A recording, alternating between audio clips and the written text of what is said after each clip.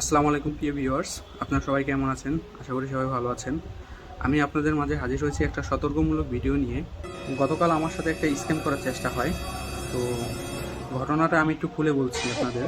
গতকাল আমার ফেসবুকে একটা মেয়ের আইডি থেকে একটা রিকোয়েস্ট আসে। রিকোয়েস্ট আসার পরে সেই রিকোয়েস্ট অ্যাকসেপ্ট করার জন্য এসএমএস করা হয়। তো রিকোয়েস্ট অ্যাকসেপ্ট করার পরে ঠিক 10 মিনিটের মাথায় আমার হোয়াটসঅ্যাপে একটা অপরিচিত নাম্বার থেকে একটা ভিডিও কল আসে। কৌতূহলবশত আমি ভিডিও কলটা রিসিভ করি। দেন রিসিভ করার পরে সেই ফেসবুক আইডি পরিচয় দিয়ে আমার সাথে কথা বলা হয়। আমি অবাক হয়ে তাকে জিজ্ঞাসা করলাম যে আমার নাম্বারটা আপনি কোথা থেকে পেয়েছেন?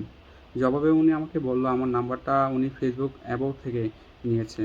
তো আমি একটু শিওর হলাম তাহলে ফেসবুক থেকে হয়তো নিতে পারে, কারণ ওইখানে তো আমার নাম্বার দেওয়া আছে।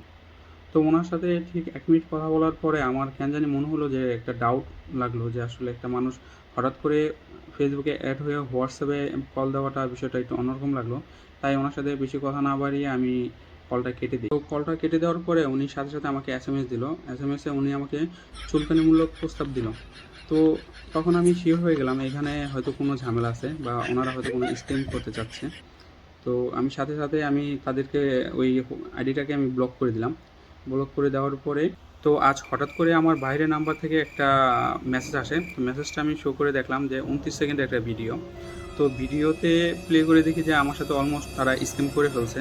ওই যে তাদের সাথে আমি 1 মিনিটের মতো কথা বলছিলাম, আমার ফেসটা নিয়ে তারা একটা স্ক্যাম করে ফেলছে। দেন তারা আমাকে কল দিয়ে 21,000 টাকা দাবি করে। তাদেরকে যদি আমি টাকা না দিই তাহলে তারা আমার এই ভিডিওটা আমার ফেসবুক ফ্রেন্ডদের কাছে পাঠাবে, প্লাস হচ্ছে আমার ফ্যামিলির কাছে পাঠাবে, এই হুমকি আমাকে দেয়। তো যাই হোক, আমি সতর্ক না থাকলে হয়তো এর থেকে বাজে ধরনের কিছু হতে পারতো। তো ভিউয়ার্স, আমার শেষে একটি কথা, এই ভিডিওটা শেয়ার করে দিন যাতে সবাই সতর্ক পারে। তো ভালো থাকুন, সুস্থ থাকুন, আল্লাহ হাফেজ।